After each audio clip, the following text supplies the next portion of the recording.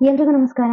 ಇವತ್ತು ನಾನು ಯಾವ ಟಾಪಿಕ್ ತಂದಿದ್ದೀನಿ ಅಂದ್ರೆ ಅಬೋರ್ಷನ್ ಆದಾಗ ಅಥವಾ ಅಬೋರ್ಷನ್ ಮಾಡಿಸ್ಕೋಬೇಕು ಅಂತ ಅನ್ಕೊಂಡಾಗ ನಾವು ಹೆಣ್ಮಕ್ಳು ಹೇಗೆ ಕೇರ್ಫುಲ್ ಆಗಿರ್ಬೇಕು, ಯಾವ್ಯಾವ್ದ್ರ ಬಗ್ಗೆ ನಾವು ಯೋಚನೆ ಮಾಡಿರ್ಬೇಕು, ಯಾವ್ದನ್ನ ಕನ್ಸಿಡರ್ ಮಾಡ್ಬೇಕು ಅಂತ ಅನ್ನೋದ್ರ ಬಗ್ಗೆ ಈ ವಿಡಿಯೋನ ಮಾಡ್ತೀನಿ. ಯಾಕಂದ್ರೆ ಕೆಲವರಿಗೆ ಗೊತ್ತೇ ಇರಲ್ಲ, ಸಡನ್ ಆಗಿ ಟ್ಯಾಬ್ಲೆಟ್ಸ್ ತಗೊಂಡ್ಬಿಡ್ತಾರೆ, ಅವಾಗ ತುಂಬಾ ಪೇನ್ ಅನುಭವಿಸ್ತಾರೆ. ಫಸ್ಟ್ ಅಬೋರ್ಷನ್ ಅಂತಂದ್ರೆ ಅದರಲ್ಲಿ ಫಸ್ಟ್ ಟೈಮ್ಸ್ ಅಂದ್ರೆ ಬೇಗನೆ ಅಬೋರ್ಷನ್ ಮಾಡಿಸ್ಕೊಂತಾರೆ. ಕೆಲವರು 8 ವಾರ 10 ವಾರಗಳ ಒಳಗಡೆನೆ ಅಬೋರ್ಷನ್ ಮಾಡಿಸ್ಕೊಂತಾರೆ.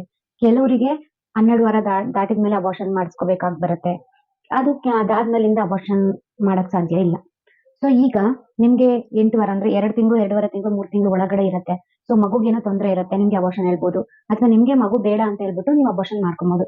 ಎಷ್ಟೊಂದ್ ಜನ ಡಾಕ್ಟರ್ ಕನ್ಸಲ್ಟೇಷನ್ ಇಲ್ದೇನೆ ಮೆಡಿಕಲ್ ಶಾಪ್ ಅಲ್ಲೇನೆ MTP ಕಿಟ್ ಅಂದ್ರೆ ಅನ್ವಾಂಟೆಡ್ ಕಿಟ್ಗಳು, ಅಬೋರ್ಷನ್ ಕಿಟ್ಗಳನ್ನ ತಗೊಂಡ್ಬಂದು ಮನೇಲೆ ತಗೊಂತೀರಾ. ಕೆಲವರು ಡಾಕ್ಟರ್ ಸಜೆಷನ್ ತಗೊಂಡು ಟ್ಯಾಬ್ಲೆಟ್ಸ್ ನ ತಗೋತೀರಾ. ಸೊ ನಾನು ಆದಷ್ಟು ನೀವು ಡಾಕ್ಟರ್ಸ್ ನ ಮೀಟ್ ಮಾಡ್ಬೇಕು, ಅವರಿಂದ ಸಜೆಷನ್ ನ ತಗೊಂಡು ಆಮೇಲೆ ಟ್ಯಾಬ್ಲೆಟ್ಸ್ ತಗೋಬೇಕು. ಬಟ್ ಒಂದ್ ವೇಳೆ ನೀವು ಟ್ಯಾಬ್ಲೆಟ್ ತಗೊಂಡ್ ಬಂದ್ಮೇಲೆ ಅದನ್ನ ಹೇಗ್ ತಗೋಬೇಕು, ಆ ಟ್ಯಾಬ್ಲೆಟ್ ತಗೊಂಡಾಗ ನೀವ್ ಎಷ್ಟು ಕೇರ್ಫುಲ್ ಆಗಿರ್ಬೇಕು, ಏನೇನ್ ನೀವು ರೆಡಿ ಮಾಡ್ಕೋಬೇಕು ಅನ್ನೋದ್ರ ಬಗ್ಗೆ ಈ ವಿಡಿಯೋ ಮಾಡ್ತಾ ಇದೀನಿ.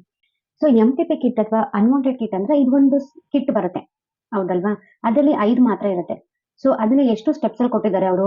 ಫಸ್ಟ್ ಗೆ ಒಂದು ಸಿಂಗಲ್ ಟ್ಯಾಬ್ಲೆಟ್ ಇರುತ್ತೆ, ಕೆಳಗಡೆ 4 ಟ್ಯಾಬ್ಲೆಟ್ ಇರುತ್ತೆ. ಫಸ್ಟ್ ಟ್ಯಾಬ್ಲೆಟ್ ಏನಿದೆ ಅದನ್ನ ಮೆಫಿಜೆಸ್ಟ್ ಅಂತ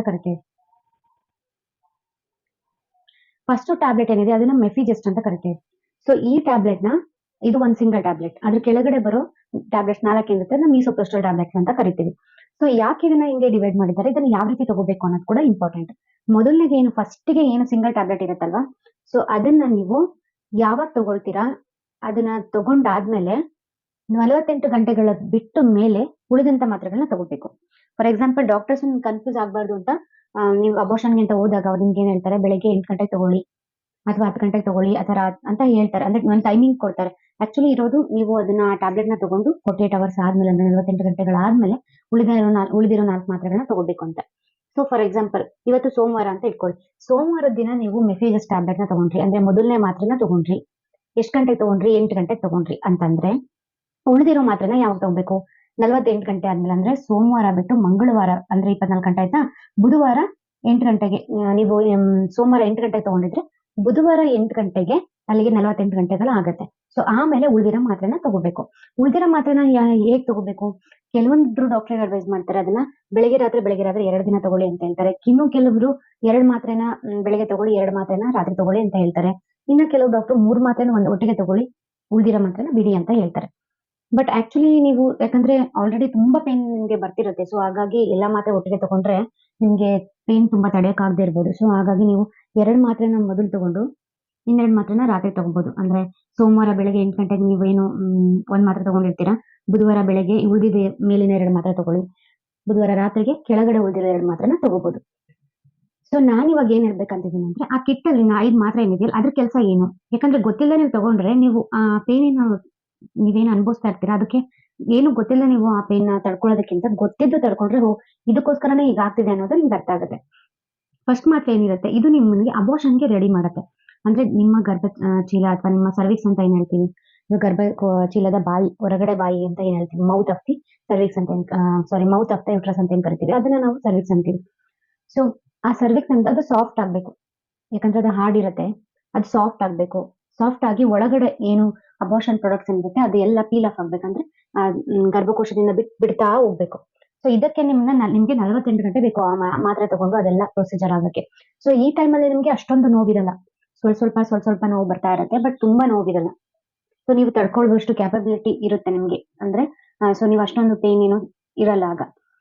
ಅದಾದ್ಮೇಲೆ ನೀವು ಏನು 2 ದಿನ ಆದ್ಮೇಲೆ ಮತ್ತೆ ಏನ್ ಮಾತ್ರೆಗಳು ತಗೊಂತಿರಲ್ಲ, ಆ ಮಾತ್ರೆ ತಗೊಂಡ್ಮೇಲೆ ನಿಮ್ಗೆ ಹೊಟ್ಟೆ ನೋವು ಶುರುವಾಗುತ್ತೆ.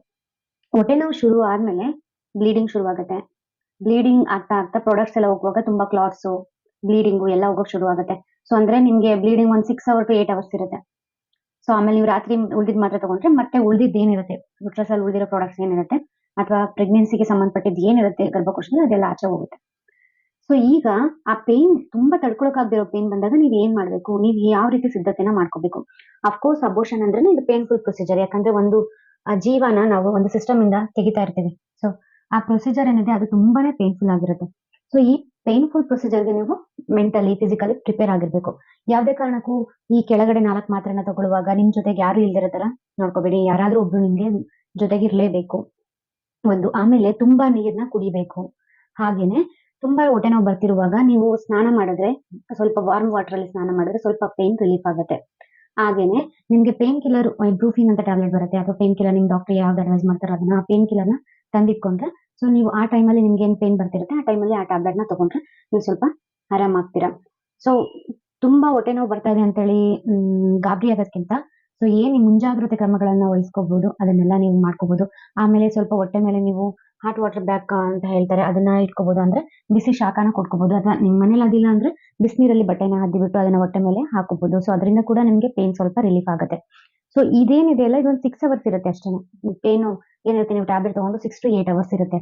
ಸೊ ಅದಾದ್ಮೇಲೆ ಒಂದ್ಸಲ ಪ್ರೆಗ್ನೆನ್ಸಿಗೆ ಸಂಬಂಧಪಟ್ಟಿದ್ದು ಪ್ರಾಡಕ್ಟ್ಸ್ ಎಲ್ಲ ಆಚೆ ಹೋಯ್ತಂದ್ರೆ ತಾನಾಗೇನೆ ನೋವು ಆರಾಮಾಗಿ ಕಡಿಮೆ ಆಗ್ಬಿಡುತ್ತೆ.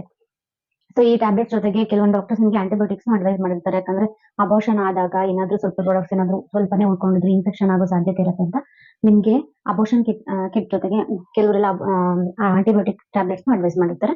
ಸೊ ಆ ತರ ಅಡ್ವೈಸ್ ಇತ್ತಂದ್ರೆ ನೀವು ಅದನ್ನ ತಗೋಬಹುದು. ಸೊ ಇದು ಒಂದು ಅಬಾರ್ಷನ್ ಅಂದ್ರೆ ಒಂದು 5 ಡೇಸ್ ಬೇಕು ನಿಮ್ಗೆ ಟ್ಯಾಬ್ಲೆಟ್ ತಗೊಂಡು ನಿಮ್ ಬ್ಲೀಡಿಂಗ್ ಎಲ್ಲ ಕಂಟ್ರೋಲ್ ಆಗಕ್ಕೆ. ಸೊ ಅದಾದ್ಮೇಲೆ ನಿಮ್ಗೆ ಸ್ವಲ್ಪ ಸ್ವಲ್ಪ ಬ್ಲೀಡಿಂಗ್ ಆಗ್ತಿರತ್ತೆ.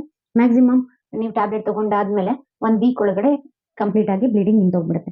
ಸೊ ಪೂರ್ತಿಯಾಗಿ ಬ್ಲೀಡಿಂಗ್ ನಿಂತೋಯ್ತು ಅಂದ್ರೆ ನಿಮ್ಗೆ ಕಂಪ್ಲೀಟ್ ಆಗಿ ಅಬಾರ್ಷನ್ ಆಗಿದೆ ಅಂತ ಅರ್ಥ. ಅಂದ್ರೆ ಯಾವುದೇ ರೀತಿಯ ಮಗುಗೆ ಸಂಬಂಧಪಟ್ಟಿರೋದೇನು ಒಳಗಡೆ ಉಳ್ಕೊಂಡಿಲ್ಲ, ಎಲ್ಲಾನು ಅಬಾರ್ಷನ್ ಆಗಿ ಕಂಪ್ಲೀಟ್ ಆಗಿ ಹೋಗಿದೆ ನೀವು ಅಂತ ಅರ್ಥ. ಒಂದ್ ವೇಳೆ ನಿಮ್ಗೆ ಟ್ಯಾಬ್ಲೆಟ್ ಎಲ್ಲ ಕಮಲಿ ಆದ್ಮೇಲೂ ಕೂಡ ಬ್ಲೀಡಿಂಗ್ ಎಲ್ಲ ಜಾಸ್ತಿ ಹೋದ್ಮೇಲೂ ಕೂಡ ಇನ್ನೂ ಬ್ಲೀಡಿಂಗ್ ಆಗ್ತದೆ ಕಂಟಿನ್ಯೂಸ್ 15 ಡೇಸ್ 20 ಡೇಸ್ ಆದ್ರೂ ಬ್ಲೀಡಿಂಗ್ ಸ್ವಲ್ಪನೇ ಹೋಗ್ತಾನೆ ಇದೆ ಅಂದ್ರೆ ನೀವು ಅರ್ಥ ಮಾಡ್ಕೋಬೇಕು ಕಂಪ್ಲೀಟ್ ಆಗಿ ಅಬಾರ್ಷನ್ ಆಗಿಲ್ಲ, ಏನೋ ಸ್ವಲ್ಪ ಉಳ್ಕೊಂಡಿದೆ. ಸೊ ಹಾಗಾಗಿ ನಿಮ್ಗೆ ಮತ್ತೆ ಮತ್ತೆ ಬ್ಲೀಡಿಂಗ್ ಆಗ್ತದೆ ಅಂತ ನೀವು ತಿಳ್ಕೊಬೇಕು. ಸೊ ಆಗ ನೀವೇನ್ ಮಾಡ್ಬೇಕು, ಮತ್ತೆ ಡಾಕ್ಟರ್ನ ಕನ್ಸಲ್ಟ್ ಮಾಡ್ಬೇಕು, ಸ್ಕ್ಯಾನಿಂಗ್ ಮಾಡಿಸ್ಬೇಕು. ಒಂದ್ ವೇಳೆ ಅಲ್ಲೇನಾದ್ರು ಪ್ರಾಡಕ್ಟ್ಸ್ ಇನ್ನ ಉಳ್ಕೊಂಡಿತ್ತು ಅಂದ್ರೆ ಅದಕ್ಕೆ ಟ್ಯಾಬ್ಲೆಟ್ಸ್ ಎಲ್ಲ ಹೋಗೋ ತರ ಇದ್ರೆ ಮತ್ತೆ ಟ್ಯಾಬ್ಲೆಟ್ಸ್ ಕೊಡ್ತಾರೆ, ಹೋಗಲ್ಲ ಅನ್ನೋ ತರ ಇದ್ರೆ ಕ್ಲೀನ್ ಮಾಡಿಸ್ಕೋಬೇಕಾಗುತ್ತೆ. ಸೊ ಅದಕ್ಕೆ ನಾನು ಹೇಳೋದು ಆದಷ್ಟು ನೀವು 3 ತಿಂಗಳಕ್ಕಿಂತ ಜಾಸ್ತಿ ಆದಾಗ 2.5 ತಿಂಗಳು ದಾಟಿದ್ಮೇಲೆ ಟ್ಯಾಬ್ಲೆಟ್ ಥ್ರೂ ಅಬಾರ್ಷನ್‌ಗೆ ಹೋಗ್ಬೇಡಿ. ಡೈರೆಕ್ಟ್ ಆಗಿ ಅಡ್ಮಿಟ್ ಆಗಿ ಹಾಸ್ಪಿಟಲ್ ಸರ್ಜಿಕಲ್ ಪ್ರೊಸೀಜರ್ ಇಂದ ಅಬಾರ್ಷನ್ ಮಾಡಿಸ್ಕೊಂಡ್ರೆ ತುಂಬಾ ಸೇಫ್. ನೀವು ಟ್ಯಾಬ್ಲೆಟ್ ತಗೊಂಡ್ರೆ ಏನಾಗುತ್ತೆ ಅರ್ಧಂಬರ್ಧ ಕ್ಲೀನ್ ಆಗ್ಬಿಡುತ್ತೆ, ಮತ್ತೆ ಬ್ಲೀಡಿಂಗ್ ಆಗ್ತಿರುತ್ತೆ. ಸೊ ಅದು ನಿಮ್ಗೆ ಎಮೋಷನಲಿನೂ ತುಂಬಾ ಬೇಜಾರು, ಫಿಸಿಕಲಿನೂ ಪೇನ್ ಅನುಭವಿಸ್ತೀರಾ. ಸೊ ಹಾಗಾಗಿ ಆಮ್, ನೋಡ್ಕೊಳ್ಳಿ. 2 ಮಂತ್ಸ್ ಒಳಗಡೆ ಇದ್ರೆ ಮಾತ್ರ ಟ್ಯಾಬ್ಲೆಟ್‌ಗೆ ಹೋಗಿ. ಅದ್ರಲ್ಲೂ ಕೂಡ ಡಾಕ್ಟರ್ ಕನ್ಸಲ್ಟೇಷನ್ ತಗೊಂಡೆ ಟ್ಯಾಬ್ಲೆಟ್ ತಗೊಳ್ಳಿ. ಯಾಕೆಂದ್ರೆ ಕೆಲವರೆಲ್ಲ ಏನ್ ಮಾಡ್ತಿರ್ತಾರೆ ಅಂದ್ರೆ ಟ್ಯಾಬ್ಲೆಟ್ಸ್ ತಗೊಳ್ಳೋದನ್ನ ಅಭ್ಯಾಸ ಮಾಡ್ಕೊಂಡ್ಬಿಟ್ಟಿರ್ತಾರೆ. ಅಂದ್ರೆ ಮಗು ಬೇಡವಾಗಿರುತ್ತೆ, ಪದೇ ಟ್ಯಾಬ್ಲೆಟ್ಸ್ ತಗೊಳ್ತಾ ಇರ್ತಾರೆ. ಸೊ ಈ ರೀತಿ ತಗೊಳ್ಳುವಾಗ ಏನಾಗುತ್ತೆ, ಗರ್ಭಕೋಶ ತುಂಬಾ ವೀಕ್ ಆಗ್ಬಿಟ್ಟಿರುತ್ತೆ. ಕೆಲವೊಂದ್ಸಲ ಹೆವಿ ಬ್ಲೀಡ್ ಆಗ್ಬಿಡುತ್ತೆ.